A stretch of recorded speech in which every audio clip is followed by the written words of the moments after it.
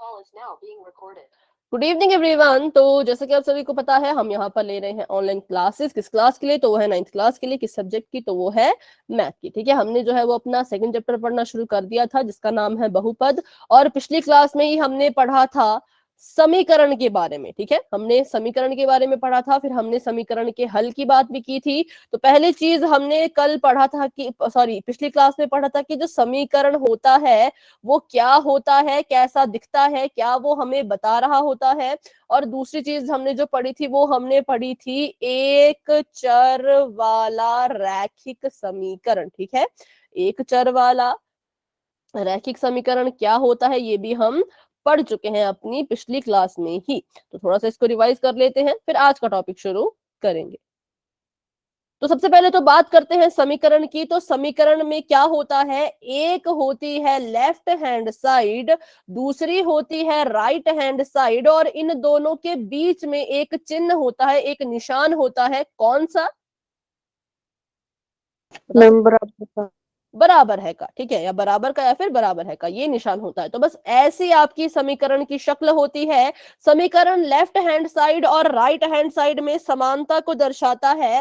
Left hand side में भी बच्चों कोई व्यंजक लिखा गया होगा, बीजीय व्यंजक भी हो सकता है, साधारण अंकगणित व्यंजक भी हो सकता है, जैसे कि y जमा 4 बराबर है, y जमा 4 बराबर है 9। तो ये बराबर है का निशान बीच में है, 9 यहाँ पे राइट हैंड साइड है, y जमा 4 यहाँ पे लेफ्ट हैंड साइड है, और इन दोनों के बीच में बराबर है का निशान है। तो हम कहेंगे ये एक समीकरण है। ठीक है, अभी बात करते हैं एक चर वाले रैखिक समीकरण की, कि एक चर वाला रैखिक समीकरण क्या होता है। तो हमने पढ़ रखा था कि जिस समीकरण में एक ही चर हो और वो रैखिक हो और साथ ही में वो एक समीकरण भी हो, उसी को हम नाम देते हैं एक चर वाले रैखिक समीकरण का। जैसे कि y जमा 9 बराबर है 2y जमा 12, ये भी एक चर वाला रैखिक समीकरण है। क्यों? क्योंकि इसमें एक ही चर है, वो है y। बेशक y 2 बार लिखा है, पर है तो y ही, नाम तो इसका y ही है। तो इसको हम कहेंगे कि ये एक चर वाला है। रैखिक मतलब सबसे बड़ी घात एक होनी चाहिए। तो यहाँ पर देखो, यहाँ पे भी y की घात एक है, यहाँ पे भी y की घात एक है, तो इट मीन्स ये रैखिक भी है। बात करें समीकरण की, क्या ये समीकरण है? तो हाँ, ये समीकरण भी है। क्यों? क्योंकि बराबर है का निशान भी है, राइट हैंड साइड भी है, लेफ्ट हैंड साइड भी है। ठीक है, तो इसको हम कहते हैं एक चर वाले रैखिक समीकरण। एक और उदाहरण लिखती हूँ, बताइएगा वो एक चर वाला रैखिक समीकरण होगा या नहीं। x जमा x की घात 3 माइनस 4 बराबर है 8, क्या ये एक चर वाला रैखिक समीकरण है? No ma'am. नहीं। क्यों? मैम इसकी घात 3 है। हाँ, इसकी घात 3 है। हमने क्या कहा? रैखिक होने के लिए घात में 1 होना चाहिए, यहाँ पे घात में आ गया 3, तो ये रैखिक नहीं। जब ये रैखिक ही नहीं होगा तो इसको हम एक चर वाला रैखिक समीकरण भी नहीं कहेंगे। बाकी अगर आपको इसको और अच्छे से जानना है तो बच्चों लास्ट क्लास की रिकॉर्डिंग जरूर देखें, जो भी नए बच्चे हैं। ठीक है, उसमें हमने जो है ये पूरा अच्छे से समझा था। पूरी क्लास में यही हमने सीखा था, समीकरण और एक चर वाला रैखिक समीकरण। तो आज की क्लास के लिए जो हमारा टॉपिक है वो है कि ये भी हमने सीख लिया कि समीकरण क्या होता है, कैसा दिखता है, क्या क्या उसके पास होना चाहिए। ये भी हमने सीख लिया कि एक चर वाला रैखिक समीकरण क्या होता है। अब हम सीखेंगे कि इस समीकरण का हल जो है वो कैसे ज्ञात करना है, कैसे निकालना है। तो हमने पिछली क्लास में थोड़ा सा डिस्कस कर लिया था, दोबारा से इसको समझते हैं कि किसी समीकरण के हल का क्या मतलब होता है। आपको कहा गया कि हल करो। ठीक है, आपको कहा इसमें कि हल करो। किसको हल करो? तो y जमा 8 बराबर है 10, 10 नहीं लेते हैं, चलो कुछ 15, 15, इसको हल करो। अब आपको ऐसा नहीं लिखा गया होगा कि इसमें y की वैल्यू ज्ञात कीजिए या 15 में से 8 घटिए, ऐसा कुछ भी नहीं। आपको बस लिखा होगा कि हल कीजिए, और ये आपको यहाँ पे अपना समीकरण दे दिया होगा। तो आपको यहाँ पे खुद से ये पता लगाना पड़ेगा कि करना क्या है। तो अगर आपको ये पता पता है कि समीकरण के हल का मतलब क्या होता है तो आप अपने सवाल को बिल्कुल अच्छे से हल कर पाएंगे। तो समीकरण के हल का मतलब होता है, कभी भी आपको कहा जाए कि इस समीकरण का हल ज्ञात करें, तो आप समझ जाइएगा समीकरण का हल ज्ञात करना है मतलब कि इस समीकरण में जो चर है उसका मान ज्ञात करना है। ठीक है, किसका मान? तो चर का मान ज्ञात करना है। y equals to 7। ठीक है 7। ठीक है, ठीक है, मान ज्ञात करना। ठीक है, समीकरण के हल का मतलब क्या होगा कि आप क्या कीजिए, उस चर के मान को ज्ञात कीजिए। जैसा कि अभी सीमा ने लिखा भी है कि y जो है, y का मान यहाँ पे आएगा 7, क्योंकि 7 में जब 8 को जोड़ेंगे तभी तो वो 15 के बराबर आएगा और हमारा आंसर जो है वो आ जाएगा। ठीक है, लेकिन y की जगह पे 7 ही क्यों लिखना है, कैसे पता लगा कि 7 ही लिखना है, इसके बारे में बात करेंगे। लेकिन अभी के लिए इतना मुझे बता दीजिए कि आपको समीकरण के हल का मतलब समझ आया। अगर समझ आ गया तो y टाइप करो, डाउट है तो माइक ऑन करके पूछो। समीकरण का हल मतलब उसमें जो भी चर है XYZ ABCDEFG, जितने भी जो भी चर नजर आ रहा है उसका मान ज्ञात करना है। कैसे करना है वो बात की बात है। ठीक है, तो बढ़ते हैं आगे। हल हल का हमें पता लग गया। अब यहाँ पे लिखा है, एक लाइन यहाँ पे लिखी है कि समीकरण का हल ही समीकरण को संतुष्ट करता है। इसके बारे में भी लास्ट क्लास में बात की थी, आज भी करेंगे। एक शब्द यहां से निकला हल, एक शब्द यहां से निकला संतुष्ट। तो क्या ये कहना चाह रहे हैं, समझते हैं। यहाँ पर देखो, ये कह रहे हैं कि समीकरण का जो हल होगा, हल का मतलब जो भी उस चर का मान होगा, गणित में संख्या में जो भी उस चर का मान होगा, उसी की मदद से हमारा समीकरण जो है वो संतुष्ट होता है। अब समीकरण को संतुष्ट करना मतलब कि क्या, तो बिल्कुल सिंपल है। समीकरण हमें बच्चों बार बार एक ही चीज बता रहा होता है कि जो आपकी लेफ्ट हैंड साइड है वो राइट हैंड साइड के बराबर है। बार बार समीकरण यही कह रहा है कि अगर आपने x जमा 8 लिखा है बराबर है 15 के आ रहा है, तो समीकरण हमें ऐसा बता रहा है कि ये x जमा 8 15 के बराबर है, x जमा 8 15 के बराबर है, ऐसा हमें हमारा समीकरण बता रहा है। तो अगर हम इस चीज को साबित कर दें, हम x की जगह पे कुछ ऐसा लिखें कि हमारी left hand side right hand side के बराबर आ जाए, तो हम कहेंगे हमारा समीकरण संतुष्ट हुआ। क्या करें, अगर हम x की जगह पे कुछ ऐसा लिखें कि उसको हल करने पर जो है वो 15 आ जाए, तो हमारा समीकरण संतुष्ट हो जाएगा। लेकिन अगर ऐसा नहीं हुआ तो हमारा समीकरण भी संतुष्ट नहीं होता है। चलो, अभी मैंने यहाँ पर 2 बार इस सवाल को लिख लिया, अब हम इसको 2 अलग अलग तरह से हल करेंगे। मैंने कहा कि चलो पहले x का मान हम रखते हैं 7, मैंने x की जगह पे 7 रखा, 7 में 8 जोड़ा। ठीक है, लेकिन ये बराबर है 15। देखो, मैंने इसको आगे को हल नहीं किया है, ध्यान से मेरी बात सुने बच्चों, मैंने इसको आगे को हल नहीं किया क्योंकि समीकरण की लेफ्ट हैंड साइड और राइट हैंड साइड नीचे को हल होती है, कभी भी आगे को हल नहीं होगी। 7 जमा 8 को जमा करके मैंने 15 नहीं लिखा है, बल्कि मैंने ये बराबर है 15 यहां से कॉपी किया है, यहां से उतारा है। अभी इसको हल कीजिए, इसका जो हल होगा वो नीचे की तरफ को होगा। 8 में 7 जोड़ा तो 15 आ गया, और ये बराबर है का बराबर है, यहां से कॉपी किया, और ये 15 भी यहां से कॉपी किया। मैंने देखा कि मेरी जो लेफ्ट हैंड साइड है वो राइट हैंड साइड के बराबर आ चुकी है। ठीक है, यहाँ पे मैंने देखा कि मेरी जो ये लेफ्ट हैंड साइड है ये राइट हैंड साइड के बराबर आ चुकी है। ठीक है, ये हो गया। अब यहाँ पे चलते हैं। मैंने यहाँ पे x की जगह पे अपनी मर्जी से 2 लिखा, अपनी मर्जी से। ठीक है, ये 2 कहां से आया ये सवाल नहीं है, मैंने अपनी मर्जी से यहाँ पे 7 लिखा था और मैं अपनी मर्जी से यहाँ पर 2 लिख रही हूँ। 2 जमा 8 और बराबर है 15। मैंने कहा मैं इसको आगे को हल नहीं कर रही, बल्कि ये नीचे को हल होगा। इसको बस हम ऐसे कैसा नीचे उतारते जाएंगे, बराबर है 15 बराबर है 15 ऐसे नीचे उतरता जाएगा और ये हल होगा। 8 में 2 जोड़ेंगे तो 10 आएगा। अब आप मुझे बताइए कि क्या यहाँ पर left hand side right hand side के बराबर आई? यस और नो? No ma'am. नहीं, नो। तो ये बराबर नहीं आई। तो हमने क्या कहा, हमने कहा कि हमें जो समीकरण है वो बार बार एक ही कहता है कि बच्चों जो लेफ्ट हैंड साइड है वो राइट हैंड साइड के बराबर है। तो जब हम इसको साबित कर देते हैं, इसको सिद्ध कर देते हैं, तो हमारा समीकरण संतुष्ट हो जाता है। जब हम इसे सिद्ध नहीं कर पाते तो हमारा समीकरण भी संतुष्ट नहीं होता, जैसे कि यहां पर हुआ। जब मैंने x की जगह पे 7 लिखा तो मेरा समीकरण संतुष्ट हो गया, लेकिन जब मैंने x की जगह पे 2 लिखा तो मेरा समीकरण संतुष्ट नहीं हुआ।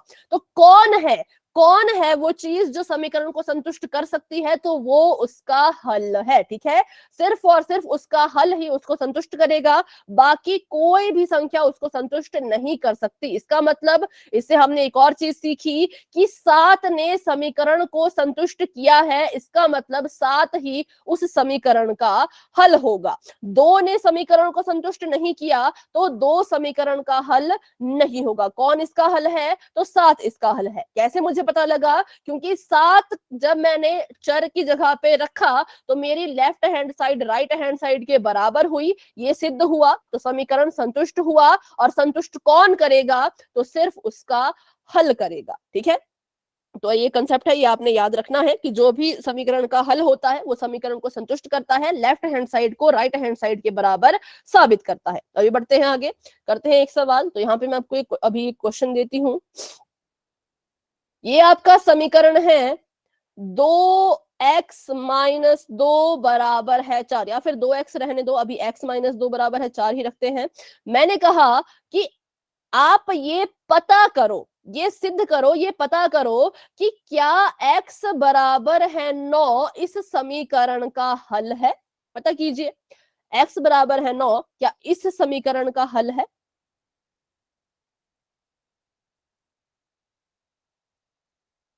अगर x बराबर है 9 ने x की जगह पे 9 रखने से आपकी left hand side right hand side के बराबर आती है तो कहेंगे हाँ इसका हल है, अगर नहीं आती है तो नहीं है। अब बताएं।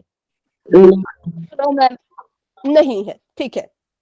एक्स की जगह पे मैंने 9 लिखा और उसमें से -2 था, -2 ऐसे कैसा लिखा? बराबर है 4, मैंने ऊपर से नीचे उतारा है, कॉपी किया है हल, क्योंकि आगे को समीकरण हल नहीं होता, समीकरण हमेशा नीचे को हल होता है। 9 में से 2 घटाइए तो 7 आएगा। ठीक है, 7 आएगा और यहां पर आ गया 7 बराबर है 4। ठीक है, जो कि एल लेफ्ट हैंड साइड जो है वो राइट हैंड साइड के बराबर नहीं हो पाई, तो हम कहेंगे ये इसका हल नहीं है। इसने इस 9 ने हमारे समीकरण को संतुष्ट नहीं किया, तो ये इसका हल भी नहीं हो सकता। तो आप बताइए इसका हल कौन होगा? 6। ठीक है, x बराबर है 9, इसका हल नहीं है। इन्होंने कहा 6 होगा, तो चेक करते हैं क्या x बराबर है 6 इसका हल होगा। तो हमने क्या करना है, x की जगह पे लिखना है 6, 6 लिख दिया, -2 ऐसे का ऐसा बराबर है 4 को ऊपर से नीचे उतारा है। अब इसको सॉल्व कीजिए तो 6 में से 2 गए 4, बराबर है 4 ऐसे का ऐसा। तो जी हाँ बिल्कुल सही, क्योंकि यहाँ पर हमारी लेफ्ट हैंड साइड जो है वो राइट हैंड साइड के बराबर आ चुकी है। यहाँ पर जो है इस 4 ने, सॉरी इस 6 ने हमारे समीकरण को संतुष्ट कर दिया, इसने ये साबित कर दिया, इसलिए हम कहेंगे ये हमारे समीकरण का हल है। तो बस यही था, थोड़ा सा आपको बताने के लिए कि हल है या नहीं उसका पता कैसे लगाया जाता है। तो अब इस क्वेश्चन को करते हैं। ये आपको यहाँ पे सवाल दिया गया है, क्या x बराबर है 3, 2x-2 बराबर है 4 का एक हल है? तो पता कीजिए, यहाँ पे ध्यान रखिएगा, x की जगह पे 3 लिखना है, 2 और 3 आपस में गुणा होंगे। ठीक है, यस आप कह रहे हैं भाई, यस होगा, चलो देखते हैं। ठीक है, यहाँ पर समीकरण है 2x-2 बराबर है 4, x की जगह पे कह रहे हैं 3 रखो, तो 2 की जगह पे 2 गुणा x की जगह पे 3 -2 बराबर है 4 को कॉपी करेंगे ऊपर से नीचे, 3 दूनी होता है 6, -2 बराबर है 4 को कॉपी करेंगे ऊपर से नीचे, 6 -2 को हल कीजिए, आ गया 4 और बराबर है कि उस पार भी था 4। हमारी left hand side right hand side के बराबर आ गई।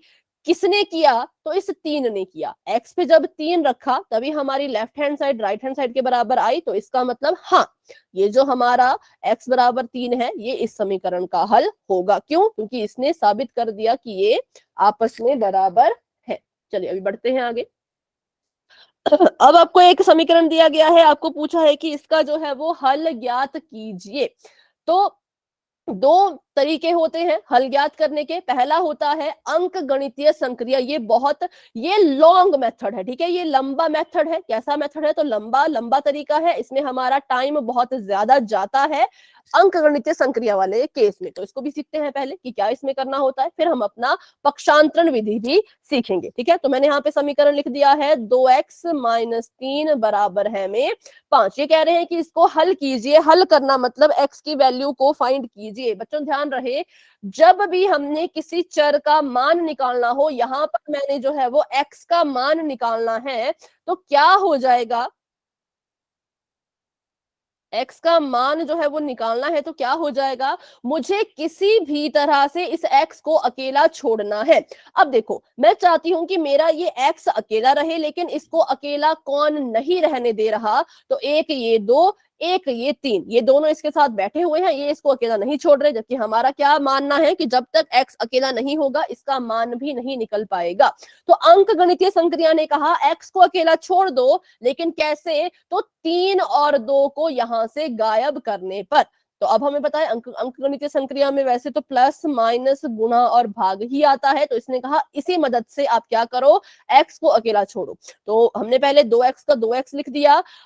हमने चाहा कि पहले हम इस -3 को यहां से गायब करें। तो अंक गणितीय संक्रिया कहती है जिसको भी आप हटाना चाहते हो उसको यहां पर लिख लो, लेकिन मैंने 3 को हटाना है तो मैंने साथ में 3 लिख दिया, लेकिन 3 यहाँ पे माइनस का था, तो जो 3 मैं लेके आऊंगी वो जमा वाला होगा, ठीक है। जिस भी संख्या को हटाना है बिल्कुल उसी की कॉपी करके वही संख्या लिख दो, लेकिन चिन्ह अलग कर दो। 3 यहाँ पे माइनस हो रहा था तो मैंने जमा का 3 लाया। अगर 3 यहाँ पे जमा हो रहा होता तो बताइए जो 3 मैं लेकर के आई हूं वो किस चिन्ह का होना चाहिए था?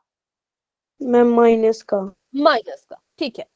माइनस का, क्योंकि क्या करना है, जिस चीज को हटाना होता है पहले तो उस चीज को लिख लो और उसकी उल्टे चिन्ह की आप उसको चिन्ह दे दो, ठीक है। तो और अब देखो मैंने क्या किया, तो मैंने लेफ्ट हैंड साइड में, ये इसे हम कहते हैं लेफ्ट हैंड साइड, इसमें मैंने क्या किया, अपनी मर्जी से 3 को जोड़ा है, 3 को जमा किया है। तो राइट हैंड साइड में भी मुझे 3 को जोड़ना ही होगा, ठीक है। ध्यान दे मेरी बात, अगर आप लेफ्ट हैंड साइड में अपनी मर्जी से कुछ करते हो तो आपको राइट हैंड साइड में भी सेम वही चीज करनी होगी, और वैसे ही उल्टा होगा। राइट हैंड साइड में अपनी मर्जी से कुछ करोगे तो लेफ्ट हैंड साइड में भी आपको सेम वही चीज करनी होगी। तो यहाँ पर मैंने अपनी मर्जी से 3 जमा किया था, तो इस तरफ भी मुझे 3 को जमा करना ही होगा, मेरे पास कोई चॉइस नहीं है। तो अभी करते हैं इसको हल। हल नीचे को होता है, मैंने आपको समझाया था कि नीचे को हल होंगे।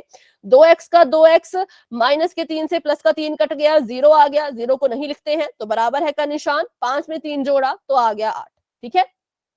अब देखिए, अब x अभी भी अकेला नहीं है, x के साथ 2 है, इस 2 को भी हमने यहां से हटाना है, गायब करना है। 2 यहां पर गुणा हो रहा है, तो मैं ऐसा क्या करूं कि ये यहां से गायब हो जाए। जो भी चीज हो रही होती है उसका उल्टा करना होता है। तो मैंने आपको कहा 2 यहाँ पे गुणा हो रहा है, तो मैं अब क्या करूं, 2 के साथ ही मैम भाग। भाग, किससे भाग करेंगे इसको, 2 से ही, क्योंकि 2 को हटाना है। 2 यहाँ पे x के साथ गुना हो रहा है तो यहाँ पे भी मैंने नीचे 2 लिख दिया। अब क्योंकि मैंने लेफ्ट हैंड साइड में अपनी मर्जी से बटा 2 लिखा है, तो मुझे राइट हैंड साइड में भी बटा 2 लिखना ही पड़ेगा। और करते हैं इसको हल। हल करके तो देखिए 2 से 2 कट जाएगा, 2 एकम 2, 2 एकम 2, x अकेला बच गया, और 2 एकम 2, 2 चौके 8, 4 भी आ गया। तो ये इस तरह से हमारे पास हमारी वैल्यू जो है वो आ गई है, जो है x बराबर है 4। लेकिन जब हमने देखा तो ये तरीका बहुत ही लंबा था, और जब इससे हम सॉल्व करते हैं तो कभी कभी क्या होता है, हम अपनी लेफ्ट हैंड साइड में तो 3 से जमा कर देंगे, लेफ्ट हैंड साइड में तो 2 से भाग कर देंगे, पर जल्दबाजी में हम वही चीज राइट हैंड साइड के साथ करना भूल जाते हैं, जिस चक्कर में हमारे आंसर गलत हो जाते हैं। तो इसलिए हमने कहा कि एक तो ये तरीका बहुत लंबा है, बहुत लॉन्ग है, दूसरा इसमें बहुत ही ज्यादा कंफ्यूजन है बहुत, और गलती से भी अगर हम यहाँ पर 3 को जमा करना भूल गए या बटा 2 करना भूल गए तो हमारा तो क्वेश्चन पूरा गलत हो जाएगा। तो इसलिए हम इस तरीके को यूज नहीं करते हैं। क्यों यूज नहीं करते वो भी मैंने आपको बता दिया, क्योंकि बहुत लंबा है और बहुत इसमें कंफ्यूज भी हम हो जाते हैं। तो कौन सा तरीका हम यूज करें, तो हम यूज करते हैं पक्षांतरण विधि को। पक्षांतरण विधि कुछ नहीं, अंक गणित संक्रिया का ही शॉर्टकट है। ये लॉन्ग कट था तो ये शॉर्टकट है। अगर इससे सवाल को हल करने में आपको 10 मिनट लग रहे हैं तो इससे सवाल को हल करने में सिर्फ 2 मिनट लगेंगे, इतना फर्क पड़ जाता है। ठीक है, तो इसलिए हम करते हैं पक्षांतरण विधि। तो ये समझना बहुत जरूरी है। पक्षांतरण विधि समझने से पहले आपको इसके कुछ नियम पता होने चाहिए। पक्षांतरण विधि का मतलब कि पक्ष को बदल दो। पक्ष बदल दो मतलब जैसे यहाँ पे लिखा है 2x - 3 बराबर है 5। तो पक्षांतरण विधि में भी यही होगा कि हमने अपने x को किसी तरह से अकेला छोड़ना है। लेकिन यहाँ पे हम इस 3 के साथ ना कुछ जमा करेंगे ना कुछ घटाएंगे, बल्कि 3 का पक्ष ही बदल देंगे। क्या करेंगे, इस 3 को यहाँ से उठा करके बराबर है कि उस पार भेजेंगे। अभी जो हमारा 3 था वो बाएं पक्ष में था, लेफ्ट बाया होता है शायद, है ना, बाएं पक्ष में था, तो हमने इसको उठा करके दाएं पक्ष में भेजना है। उसी को हम कहेंगे पक्षांतरण, की हम इनके पक्ष को बदल रहे हैं। ठीक है, तो इसके लिए करना क्या होता है, बहुत सिंपल है। हम जब किसी भी चीज को, किसी भी संख्या का, किसी भी चर का पक्ष बदलते हैं तो हम क्या करेंगे, उसकी जो संक्रिया होती है उसको भी बदल देते हैं। अब जब ये 3 यहां से उठ करके बराबर है कि उस पार जाएगा तो ये अपने चिन्ह को बदल देगा। यहां पर ये माइनस हो रहा था तो बराबर है कि उस तरफ जाके ये जमा होगा। ठीक है, यहाँ पे भी देखो 5 3 में जुड़ रहा था, लेकिन ये लंबा तरीका था, ये छोटा तरीका है। आंसर हमारा दोनों केसेस में सेम आएगा। तो लंबा क्वेश्चन है, पहले छोटे क्वेश्चन करते हैं, उसके बाद इस पर आएंगे। ठीक है, पहले छोटे छोटे क्वेश्चन कर लेते हैं। लेकिन ध्यान रहे, किसका ध्यान रखना है कि जब कोई अपनी साइड बदलता है, अपने पक्ष को बदलता है, तो उसमें क्या बदलाव आते हैं। अगर कोई चीज लेफ्ट हैंड साइड में जमा कर रही हो तो जब आप उसको राइट हैंड साइड में भेजेंगे तो वहां जाकर के वो क्या करेगी, बताएं जरा। माइनस। माइनस करेगी। ठीक है, अगर कोई संख्या लेफ्ट हैंड साइड में माइनस कर रही है तो राइट हैंड साइड जाके क्या करेगी, प्लस। प्लस। अगर कोई संख्या लेफ्ट हैंड साइड में गुणा कर रही हो तो वहां जाके क्या करेगी, मैम भाग। भाग। और अगर कोई संख्या भाग कर रही हो तो अपना पक्ष बदलने पे क्या करेगी, मल्टीप्लाई मैम। गुणा करेगी। सिंपल। ठीक है, जमा का माइनस, माइनस का प्लस, गुणा का भाग का गुणा। तो करते हैं पहले छोटे छोटे से क्वेश्चन, फिर हम लंबे क्वेश्चन करेंगे। तो अगर मैं आपको सवाल दूं यहाँ पर y - 10 बराबर है 16, तो बताइए आपका उत्तर क्या आएगा।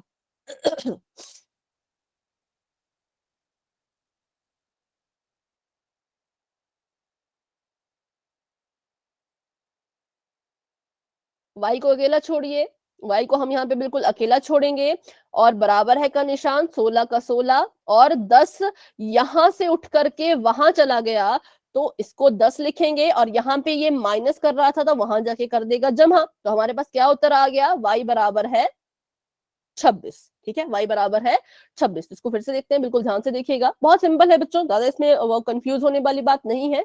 अंकगणित संक्रिया की तरह तो बिल्कुल नहीं है, बहुत इजी है। मैंने कहा y - 10 बराबर है 6। ठीक है, तो हमने सबसे पहले तो y को अकेला छोड़ना है और इस 10 को उठा करके वहां भेजना है। अब सवाल ये उठता है कि जब हम 10 को उठा करके वहां भेजेंगे, 10 को मैंने यहां से गायब करना है, तो y के बाद मैं क्या लिखूं, y के बाद हम लिखेंगे बराबर है। क्यों, क्योंकि 10 तो यहां से गायब हो जाएगा, 10 के बाद बराबर है तो y के बाद भी हम बराबर है ही लिखेंगे। अब बात ये आती है कि हम इसको 6 जमा 10 लिखें या बराबर है 10 जमा 6 लिखें। तो यहाँ पे बिल्कुल ध्यान से मेरी बात सुनिएगा, क्या करना होता है, बराबर है के बिल्कुल साथ में 6 लिखा गया है तो हम भी यहाँ पर 6 ही लिखेंगे। क्यों, क्योंकि 6 ने कहा मैं तो y के साथ हूं भी नहीं, मैं तो y को अकेला छोड़ने के लिए मना भी नहीं कर रहा और ना मैं अपनी जगह बदल रहा। जब मेरी जगह बराबर है के साथ में है तो मैं उठ के उधर क्यों जाऊं। तो बराबर है के बाद किसको लिखना है, जो पहले से लिखा गया हो। जैसे कि यहाँ पे 6 पहले से लिखा गया था तो आप भी 6 लिखेंगे।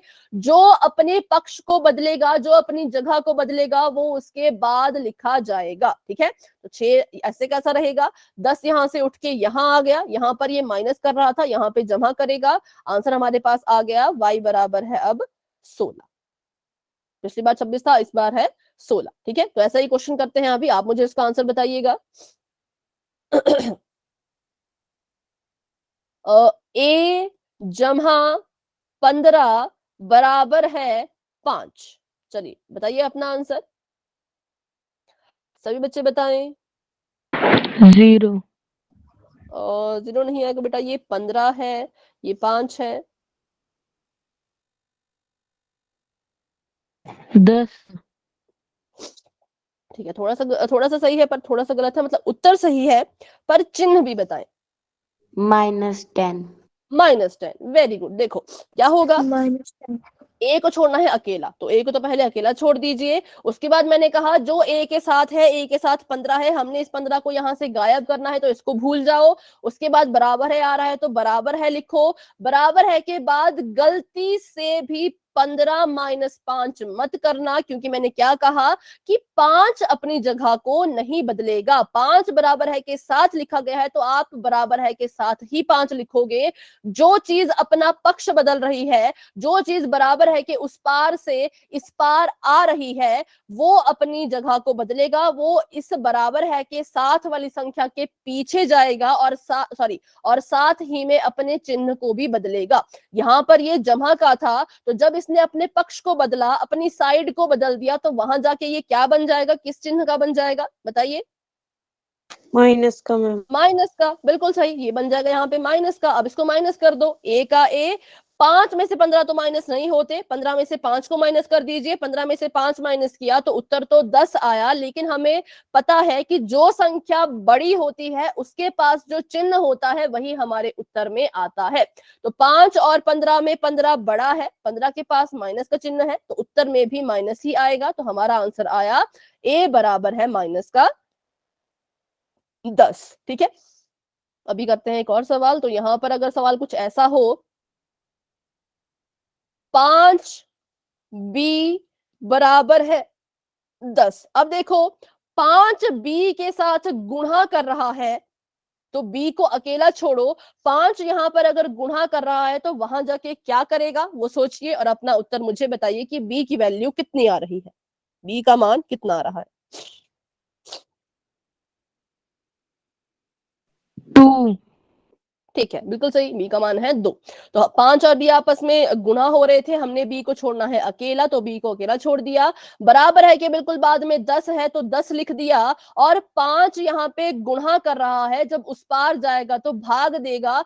जो चीज भाग दे रही होती है वो हमेशा बटे के नीचे होती है। ठीक है, 5 भाग देने जाएगा तो उसको हम बटे के नीचे लिखेंगे। कभी भी ऐसा मत करना कि 5/10 कर दिया, नहीं, क्योंकि 10 तो ऊपर है, 10 ऊपर ही रहेगा। जो चीज भाग करने जाएगी वो बटे के नीचे बैठ जाएगी। ठीक है, तो बी का बी काट दो, 5 एकम 5, 5 दूनी 10, तो उत्तर आ गया बी बराबर है 2। और अगर कुछ इस तरह का सवाल हो, मान लीजिए x प्लस 1 बराबर है 10, ये तो सभी बच्चे करके बताएंगे, ये तो बहुत ही सिंपल सवाल है। x बराबर है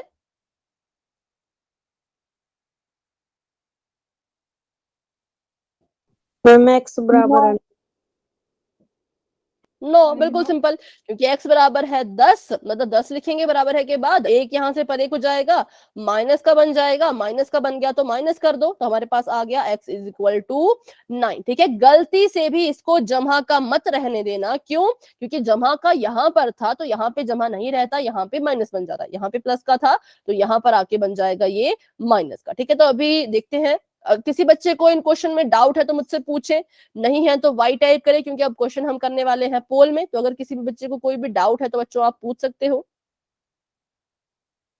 चलिए, तो एक क्वेश्चन पोल में कर ही लेते हैं, क्योंकि पोल क्वेश्चन से ज्यादा अच्छे से मुझे समझ आता है कि कितने बच्चों को क्लियर है, कितने बच्चों को डाउट है। ठीक है, अभी के लिए बच्चों पोल हो चुका है ऑफ, बढ़ते हैं अपने सवाल की तरफ। क्वेश्चन आप सभी के सामने बिल्कुल ही छोटा सा, प्यारा सा और सिंपल सा है कि y जमा 2 बराबर है 6 के, तो आपने इसका हल ज्ञात करना है, आपने y के मान को ज्ञात करना है। y को अकेला छोड़ो, 2 यहाँ पे जमा का है, 2 को उस पार भेजो, और उसका साइन क्या होगा वो आप खुद से उसका पता लगाएं, और अपना आंसर आपने देना है पोल में, जो कि आपको अभी थोड़ी देर में नजर आ जाएगा, शायद आपको अभी पोल नजर आ चुका होगा। सभी बच्चे जाइए और पोल में अपना अपना आंसर दीजिए, ठीक है। 2 बच्चों के आंसर आ चुके हैं, very good. Harsh and Nikhil ने आंसर दे दिया, विशु ने आंसर दे दिया, अंजू ने आंसर दे दिया, जया ने आंसर दे दिया, वेरी गुड। सीमा ने आंसर दे दिया, बहुत अच्छे बहुत अच्छे, सभी बच्चे अच्छे से कर रहे हैं। कपिल ने आंसर दे दिया, अनीश, ठीक है। 8 बच्चे अपना आंसर दे चुके हैं। क्लास में हमारे पास हैं अभी 19 बच्चे, सॉरी 19 नहीं 18, 18 स्टूडेंट्स, जिसमें से 12 बच्चे आंसर दे चुके हैं। अंतिम ने आंसर दे दिया, कुशाल ने आंसर नहीं दिया, शायद अभी हैंड डाउन कर लिया है। धीरज आंसर दे चुके हैं, सत्यम आंसर दे चुके हैं, दीपांशु, कुशाल, बहुत से बच्चों ने आंसर दे दिया है। 14 बच्चे अपना आंसर दे चुके हैं। समीर ने भी आंसर दे दिया है, दीपांशु ने भी आंसर दे दिया है, युवराज ने भी आंसर दे दिया है। 15 बच्चे अपना आंसर दे चुके हैं, वेरी गुड। 18 बच्चे क्लास में हैं, तो अब 3 बच्चे रहते हैं। दीपा ने आंसर दे दिया, वेरी गुड, बहुत अच्छे। नितिन ने आंसर दे दिया है। धीरज, अजय और कोमल, बच्चों आप रहते हैं, आप तीनों में से अगर किसी ने आंसर दे दिया है तो हैंड रेज करें। अजय, कोमल, धीरज, आंसर दे दिया तो हैंड रेज कर लें बच्चों। 15 बच्चों के आंसर आ चुके हैं। 3 बच्चे रहते हैं, उनके नाम मैंने यहां से ले लिए हैं, कोमल, धीरज और अजय। ठीक है, तो करते हैं हम 10 सेकंड्स का वेट, क्योंकि ज्यादा टफ क्वेश्चन नहीं है, सिंपल क्वेश्चन है, और फिर बढ़ते हैं आगे। 10, 9, 8, 7, 6, 5, 4, 3, 2, 1। चलिए, पोल हो चुका है एंड, जिसका रिजल्ट आपको अपनी स्क्रीन पे शो हो रहा होगा, जहां पे आपने अपना आंसर दिया। 16 बच्चों ने आंसर दिया है, जिसमें से 14 बच्चों ने ऑप्शन नंबर सी को टिक किया और बाकी बच्चों ने अलग अलग ऑप्शन को चुना था। तो बिल्कुल सिंपल, बिल्कुल सही आंसर है। वाई को अकेला छोड़ेंगे, इसको गायब करना है तो इसको भूल जाओ, बराबर है का निशान लगाओ, बराबर है के बाद 6 है तो पहले 6 लिखो, कभी भी 2 मत लिखना। 2 यहां से आएगा, ठीक है, 2 यहां से आएगा, बराबर है कि उस पार जाएगा तो अपने चिन्ह को बदल देगा। यहाँ पे जमा का था, तो जब ये बराबर है कि उस तरफ गया तो माइनस का 2 बन गया और हमारे पास आंसर आ गया y बराबर है 4। बिल्कुल सिंपल, बिल्कुल सही है, option number C is the right answer. बढ़ते हैं आगे, तो ऑप्शन नंबर सी बिल्कुल करेक्ट आंसर है। अभी कर लेते हैं थोड़े से और सवाल। तो क्वेश्चन अगर आपको कुछ इस तरह का आ जाए, मान लो ये है x जमा 8 बराबर है अच्छा 2x जमा 8 बराबर है x माइनस 4। तो अब इसको कैसे हल करेंगे? सबसे पहले तो हमने ये सीखा कि हमें हमारे चर को बिल्कुल अकेला छोड़ना होता है, लेकिन अब इस क्वेश्चन को देखो तो x यहां पर भी है, x यहां पर भी, x तो दोनों साइड आ गया। तो कभी अगर आपको ऐसा सवाल दिखता है तो हमेशा आपने कोशिश क्या करनी है कि आप अपने दोनों चरों को एक ही तरफ रखें, ठीक है, एक ही तरफ आपने उनको लाना है। या तो आपके चर लेफ्ट हैंड साइड में हो या तो आपका चर राइट हैंड साइड में हो, दोनों में हमें नहीं चाहिए। तो हम क्या करेंगे, यहां से इस x को उठा करके यहां पर ले आएंगे। मेरी बात ध्यान से अभी सुनना, क्या होता है, अगर आप राइट हैंड साइड से लेके जाते हो किसी को उस तरफ तो बराबर है वाला सिस्टम नहीं होता, उसमें ये रूल काम नहीं करेगा कि बराबर है के साथ 8 है तो 8 ही रखो। इस वाले केस में ऐसा नहीं होता। लेकिन हाँ, जब लेफ्ट हैंड साइड से राइट हैंड साइड को जाएगा तब बिल्कुल ध्यान रखना है कि आपके पास बराबर है वाली चीज के साथ जो लिखा है वही हो, ठीक है। तो अभी क्वेश्चन सॉल्व करते हैं, तब आपको पता लगेगा मैं क्या कहना चाह रही हूँ। चलो, तो अभी बढ़ते हैं आगे।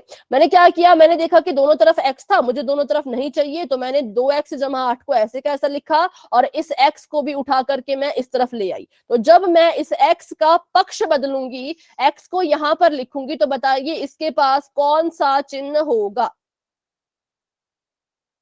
माइनस का। माइनस का, वेरी गुड, बहुत अच्छे। देखो क्यों, क्योंकि हमें दिख रहा है कि x खुद जमा का है। ये जो आपको पीछे माइनस दिख रहा है कि x माइनस 4 आपको दिख रहा है, ये इस 4 का चिन्ह है, ये x का चिन्ह नहीं है। ये किसका चिन्ह है? तो ये 4 का चिन्ह है। 4 यहाँ पे माइनस का है। बात करें x की तो x के आगे जो है वो जमा का निशान है, मतलब x जो है वो प्लस का है, ठीक है। तो जब आप इस x को उठा करके यहाँ पर लेके आओगे तो आपका x जो है वो माइनस का बन जाएगा। सभी को क्लियर हुआ? क्योंकि बहुत से बच्चे इसमें कंफ्यूज हो जाते हैं कि यहाँ पर तो x माइनस 4 है तो वहां पे x जमा का हो जाएगा, लेकिन नहीं, x यहाँ पर जमा का ही है, क्योंकि इसका चिन्ह जमा का है, लिखा नहीं गया पर हमें पता है, ठीक है। तो यहाँ पर आके माइनस हो जाएगा और बराबर है कि उस तरफ क्या बच गया ये भी बताएं। -4। हाँ, माइनस का 4। यहाँ पे कभी भी गलती से 4 अकेला मत लिखना, क्योंकि मैंने कहा जिसके साथ चिन्ह होता है उसको हम नहीं बदल सकते, वो उसके साथ ही रहना चाहिए। तो ये हमारा यहाँ पे एक बन चुकी है इस समीकरण। अब हम क्या करेंगे, अब मैंने देखा कि 2x और माइनस का x तो समान पद है और समान पद तो आपस में हल हो जाते हैं, तो क्यों ना इसको भी हल कर दे। तो 2x का 2x लिख लिया, माइनस x को इसके साथ लिख लिया और 8 को जो है वो पीछे लिख लिया, बराबर है का बराबर है -4 का -4। इस स्टेप पे मैंने क्या किया, तो इस स्टेप पे मैंने बस अपने माइनस के x को उठा करके आगे लिख दिया और जमा के 8 को उठा करके पीछे लिख दिया। सिंपल इतना ही किया है, ठीक है। माइनस के x को उठाया, आगे लिख दिया दूसरी जगह पर, और जमा के 8 को उठाया, पीछे लिख दिया तीसरी जगह पर। बस इतना इसमें किया हमने। अब 2x में से एक x को घटा दीजिए तो एक ही x बचेगा। जमा का 8 ऐसे का ऐसा बराबर है ऐसे का ऐसा, माइनस का 4 ऐसे का ऐसा, ठीक है। यहाँ पे मैंने कुछ नहीं किया, 2x और x को घटा दिया तो एक ही x मेरे पास बचा। जमा का 8 बराबर है माइनस का 4। अब इस x को अकेला छोड़िए और बताइए इसका क्या उत्तर आएगा, क्योंकि ऐसा क्वेश्चन आपने अभी पीछे कर लिया है, आपको ये क्वेश्चन अच्छे से करने आ गए हैं। तो यहां से आप बताएं कि यहां से आपके हिसाब से x का मान कितना आया।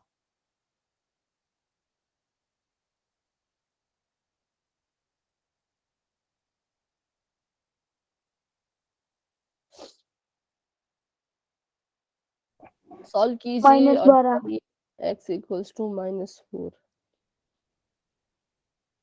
सभी का -4 आ रहा है क्या? ठीक है, देखते हैं। तो मैंने कहा था कि बराबर है के साथ जो लिखा गया है उसी को लिखना है आपने, तो x बराबर है -4 हम लिखेंगे। अब यहां से इस जमा के 8 को गायब करना है, क्योंकि x को छोड़ना है अकेला, तो जमा के 8 को जब गायब किया, उठा करके जब उधर ले गए तो ये -12। 8 ऐसे, यहां पर प्लस का है तो यहां पर क्या बनेगा, माइनस। माइनस। और हमें पता है माइनस माइनस मतलब क्या करना है इनको, हाँ बिल्कुल ठीक, बिल्कुल ठीक है, बिल्कुल ठीक आंसर है।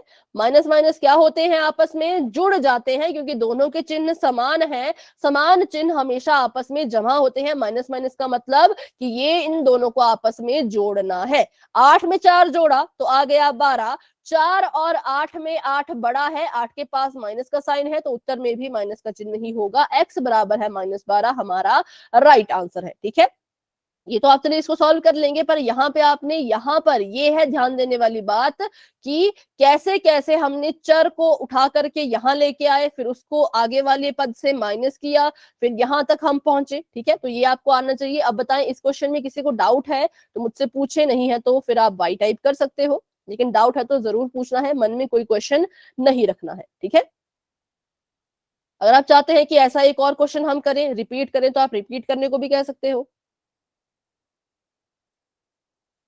ठीक है। लेकिन एक क्वेश्चन हम कर लेते हैं, मुझे लगता है कि हमें एक क्वेश्चन कर लेना चाहिए।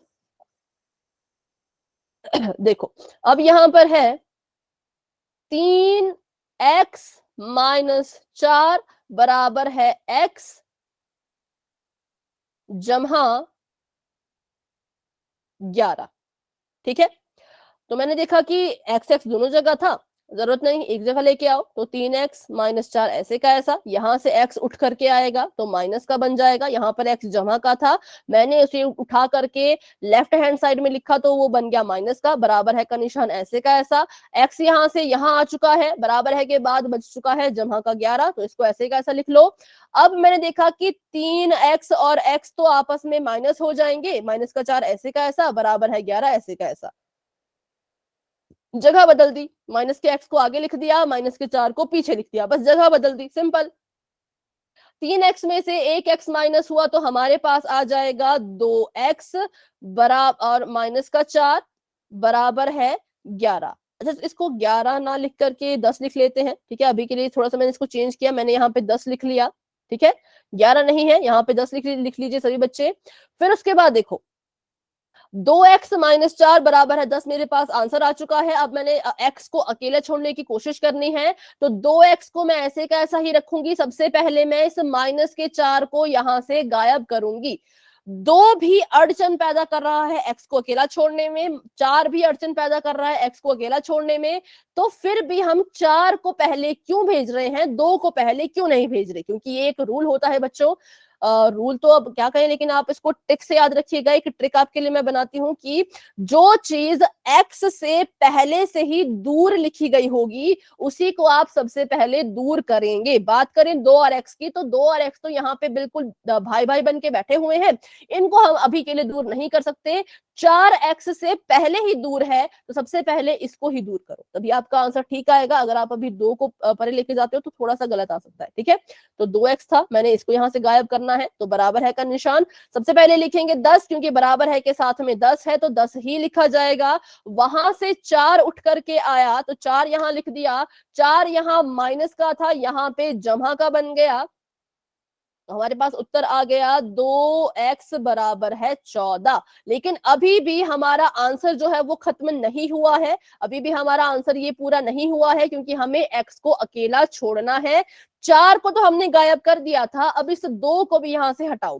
2x के साथ गुणा कर रहा है, x को मैंने छोड़ दिया अकेला, बराबर है का निशान 14 का 14। 2x के साथ गुणा कर रहा है तो बराबर है कि उस पार जाकर के भाग करेगा।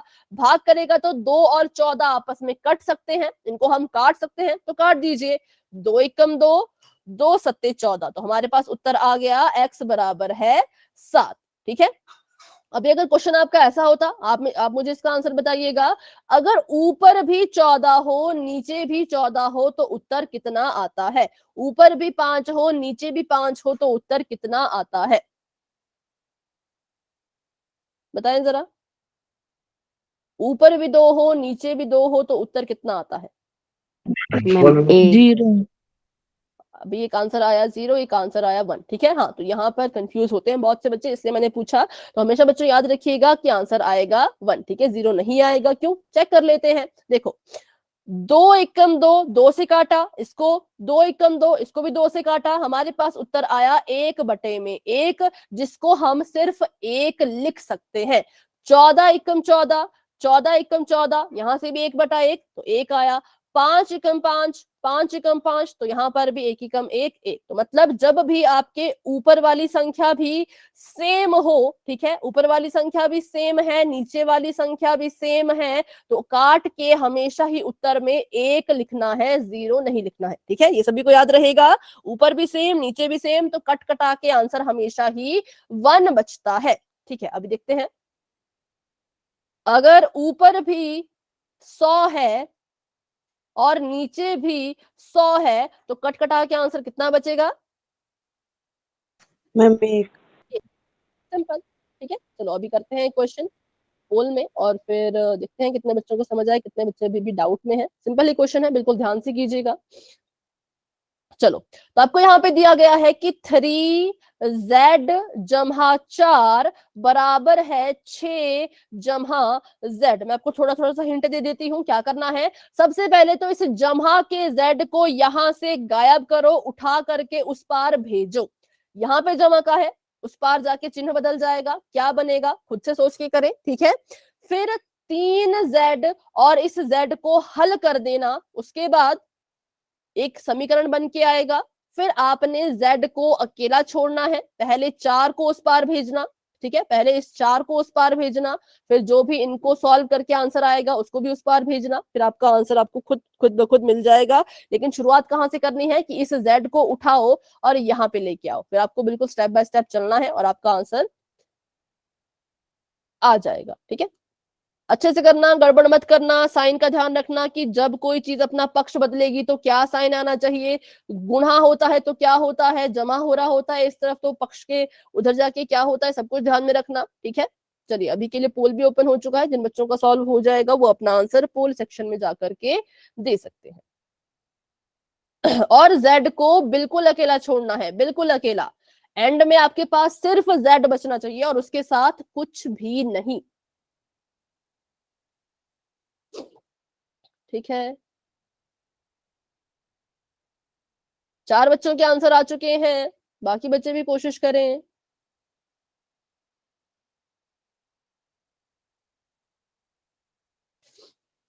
देखिए z बिल्कुल अकेला रहना चाहिए, z के साथ यहाँ पर कोई संख्या नहीं होनी चाहिए। ठीक है, अगर कोई संख्या बचती है तो उसको बराबर है कि उस पार भेजिए। z के साथ अगर कोई संख्या बच रही है तो उसको बराबर है कि उस पार भेजो। ठीक है, 3z में से एक z माइनस होगा तो यहाँ पे 2z बचेगा ना, तो 2z नहीं बचना चाहिए, 2 को उस पार भेजो। और उस पार पहले से ही कुछ ना कुछ तो होगा, 6 और 4 को हल करोगे तो उस पार पहले से कुछ ना कुछ तो होगा ही, इसलिए अच्छे से सॉल्व कीजिए। 6 बच्चों के आंसर आ चुके हैं, बाकी बच्चे भी कोशिश करें। क्लास में हमारे पास अभी हैं 17 19 बच्चे, 19 नहीं 18 बच्चे हैं। ठीक है, अभी जो है वो 8 बच्चों के आंसर आ चुके हैं, वेरी गुड।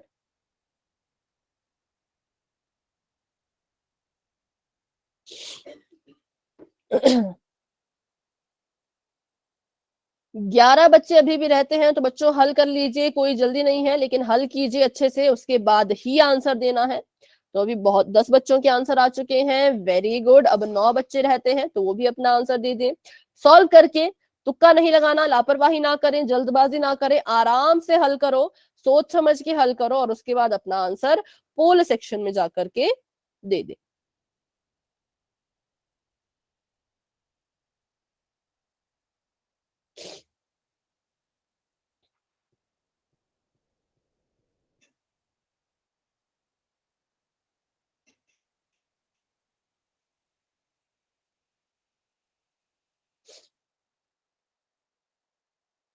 जिन्होंने आंसर दे दिया है हैंड डाउन करके फिर से रेज करें।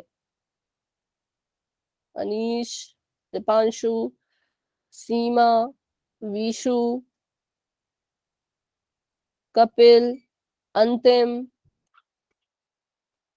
अंजू, समीर और जया, युवराज, कुशाल, नितिन, धीरज, नितिन ने आंसर दे दिया, धीरज, हर्ष और निखिल, कोमल, बच्चों आंसर दे दीजिए, अजय, पोल में आंसर दे दीजिए। 13 बच्चों के आंसर आ चुके हैं, अभी हम कर लेते हैं 10 सेकेंड का वेट और बढ़ते हैं आगे। 10 9 8 7 6 5 4 3 2 1। चलिए, पोल हो चुका है एंड, और आपको इसका रिजल्ट अपनी स्क्रीन पे दिख रहा होगा कि बहुत से बच्चे इसमें कंफ्यूज थे। तो देखते हैं क्या इसका कारण रहा होगा। और 2 बच्चों ने ए को चुना है, 3 बच्चों ने बी को, 5 बच्चों ने सी को और 3 बच्चों ने डी को। तो बहुत ही अलग अलग से आंसर है। आप तब तक अपना आंसर चैट में भी बता सकते हैं कि आपके हिसाब से इसका आंसर क्या होना चाहिए। तो स्टेप बाय स्टेप अपनी कॉपी पे मेरे साथ मिलाना, जहां पे आपने इसको सॉल्व किया है स्टेप बाय स्टेप मिलाते जाना, जहां पे भी गलती हुई होगी उसको और ठीक कीजिएगा। ठीक है, 3z+4 बराबर है 6+z, ये हमारे पास क्वेश्चन था। अब हमने क्या किया, तो 3z+4 को ऐसे का ऐसा ही रखा, यहां से z को उठाना है और इस तरफ लेके आना है। क्यों? क्योंकि हमें एक ही तरफ चर चाहिए, दोनों तरफ नहीं चाहिए। ठीक है, z को उठाया, यहां पर लेके आए, यहां पे z जमा का था, जब उस पार आया तो माइनस का बन गया। ठीक है, और बराबर है का बराबर है, और उसके बाद क्या बच गया, तो 6 बच गया। किस बच्चे का यहां तक ठीक है वो वाई टाइप करे, कि इस स्टेप में कोई गलती नहीं हुई, यहां तक जिसका ठीक है वो वाई टाइप करे। ठीक है, सभी बच्चे देखिए, क्लास में अभी 16-17 बच्चे हैं, सभी के आंसर आने चाहिए। ठीक है, यहां तक सभी का ठीक था, वेरी गुड। अब बढ़ते हैं आगे। अब हमने 3z और माइनस के z को एक साथ लिखना था, जमा के 4 को बाद में लिखना था, और बराबर है 6 ऐसे का ऐसा। किस बच्चे का यहां तक ठीक है वो बताएं।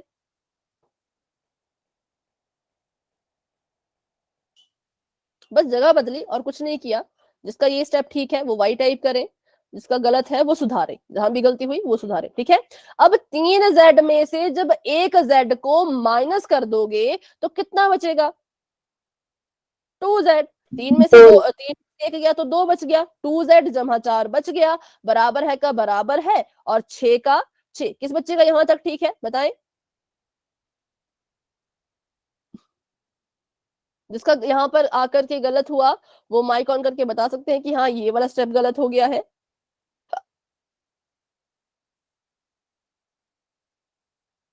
एन मतलब कि ये गलत हुआ।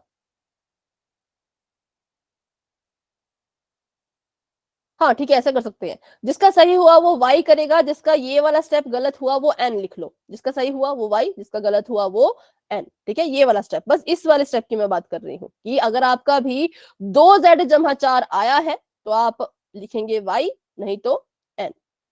चलो तो बढ़ते हैं आगे। अब यहां से हमने करना था इसको सॉल्व, तो हमने जो है वो z को छोड़ना है अकेला। तो मैंने कहा था कि 2 और z को तो पहले दूर नहीं करेंगे, क्यों? क्योंकि z से दूर 4 है तो 4 को ही सबसे पहले आपने उस पार भेजना है। तो हम यहाँ पे लिखेंगे 2z का 2z बराबर है का बराबर है, बराबर है के बाद 6 लिखा गया है तो 6 लिखो। यहां से उठ करके 4 वहां जा रहा है तो 4 यहां आएगा, 4 यहाँ पे जमा का था तो उधर वो माइनस का बन जाएगा, ठीक है।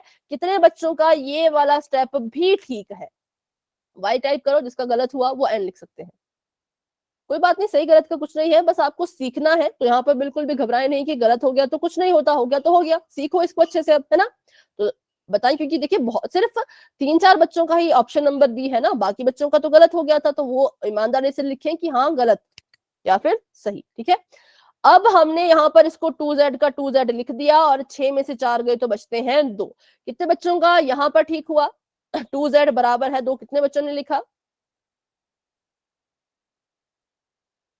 जिसका सही है वो y लिखेगा, जिसका गलत है वो n लिखेगा, ठीक है। अब हमने z को भी बच्चों यहाँ पे अकेला छोड़ना था, तो z का मैंने z लिखा है, बराबर है कि उस पार है 2। अब यहाँ पर 2 और z आपस में गुणा हो रहे हैं। जब हमने 2 को बराबर है कि उस पार भेजा तो वहां जाके ये क्या करेगा? यहाँ पे गुणा हो रहे हैं, वहां जाके क्या करेगा? भाग। भाग। और जो भाग करता है वो बटे के नीचे लिखा जाता है। और हमने अभी पीछे पढ़ा भी था कि अगर ऊपर भी सेम संख्या हो नीचे भी सेम संख्या हो तो काटने के बाद उत्तर जो है वो 1 आता है। इसका मतलब z जो है वो 1 के बराबर आएगा, ठीक है। तो ये हमारा आंसर है। लेकिन बहुत से बच्चों ने ऑप्शन नंबर सी को टिक किया, जबकि सी बच्चों गलत था। z 2 के बराबर नहीं आया, बल्कि 2z 2 के बराबर आ रहा था। हमें तो z अकेला चाहिए होता है, तो इसलिए z 2 नहीं होगा, z किसके बराबर होगा? 1 के बराबर। तो अभी बताएं जिन बच्चों का गलत हुआ है कहाँ पे गलती हुई, और अगर आपको अपनी गलती का पता लग गया तो y टाइप कर दीजिए। लेकिन अभी भी आपको डाउट है तो पूछिए, ठीक है। 0 नहीं होगा इसका आंसर, 2 भी नहीं होगा, 3 भी नहीं होगा, ये तीनों नहीं है। सिर्फ और सिर्फ ऑप्शन नंबर बी जो है वो राइट आंसर है। सॉल्यूशन इसका पूरा यहाँ पे लिखा गया है। अभी भी डाउट है किसी को तो आप बता सकते हैं या पूछ सकते हैं। देखते हैं, एक बार आगे देख लेते हैं। तो जी हाँ, option number B is the right answer, ठीक है। तो अभी एक ऐसा ही क्वेश्चन कीजिए आप फटाफट से और अपना आंसर मुझे बताइएगा।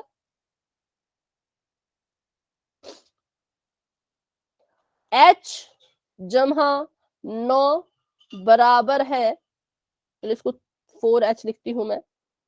4h जमा 9 बराबर है 3h जमा 10। चलो इसका आंसर सॉल्व कीजिए और मुझे बताएं। 4 मिनट है अभी हमारे पास, 4 मिनट में जो पीछे गलतियां की इस बार उनको मत दोहराना। और बिल्कुल इजी है, ये तो बहुत सिंपल सा क्वेश्चन है, इसमें तो आपको काटने वाटने की जरूरत भी नहीं पड़ेगी, आप बड़े आराम से इसको सॉल्व कर लोगे। तो कीजिए और अपना आंसर आप मुझे बता सकते हैं। एंड में जो फाइनल आंसर आएगा कि h की वैल्यू कितनी आ रही है वही आप चैट में डायरेक्ट लिखेंगे। H is equal to 1. 1, ठीक है। तो देखिए 4h यहाँ पर है तो 4h को ऐसे कैसा लिखा, जमा का 9 ऐसे कैसा लिखा, यहां से 3 H को उठा करके लेके आए, क्यों? क्योंकि दोनों तरफ H नहीं चाहिए, चर एक ही तरफ चाहिए, तो माइनस का बन गया ये 3H। क्यों? यहाँ पर 3H जमा का था, जब बराबर है कि उस पार ले गए तो माइनस का बन गया। बराबर है का निशान ऐसे का ऐसा, 10 ऐसे का ऐसा, ठीक है। अब 4H और 3H को साथ में लिखेंगे, 4H माइनस 3H जमा 9 बराबर है 10, ठीक है। अब इसको सॉल्व कीजिए, 4 में से 3 घट गए तो कितने बचे? एक ही बचा, तो H यहाँ पे एक ही बार आएगा, जमा का 9 है बराबर है 10, और H को अकेला छोड़ो, बिल्कुल अकेला छोड़ो, तो H बराबर है कि उस पार 10 बैठा है, तो बराबर है के साथ 10 ही लिखना है, 9 यहां से आएगा, आगे लिखा जाएगा, तो माइनस का 9, और उत्तर हमारा आ गया H बराबर है 1। नहीं बेटा 19 नहीं होगा, क्यों नहीं होगा? क्योंकि देखो 9 यहाँ पे जमा का है ना, उधर जाएगा तो माइनस हो जाएगा, है ना। अगर प्लस रहता तब 19 आता, लेकिन यहाँ पे प्लस था, यहाँ पे माइनस हो गया, इसलिए हमारे पास आ गया H बराबर है 1। तो ऐसे क्वेश्चंस होते हैं जो हमें प्रैक्टिस करने से ही आते हैं, तो जितनी हम प्रैक्टिस करेंगे उतने ज्यादा अच्छे से ये क्वेश्चन हमें आएंगे, ठीक है। तो चलिए आज की क्लास को हम यहीं तक रखते हैं, क्योंकि अगला क्वेश्चन तो पोल वाला 2 मिनट में नहीं हो पाएगा, उसके लिए काफी टाइम चाहिए। तो आज की क्लास को लेकर के किसी बच्चे का कोई डाउट है आपके मन में तो क्लास में बने रहे, मुझसे पूछें, लेकिन अगर कोई डाउट नहीं है तो क्लास को आप लेफ्ट कर सकते हैं। गुड नाइट, बाय बाय, मिलते हैं अपनी अगली क्लास में।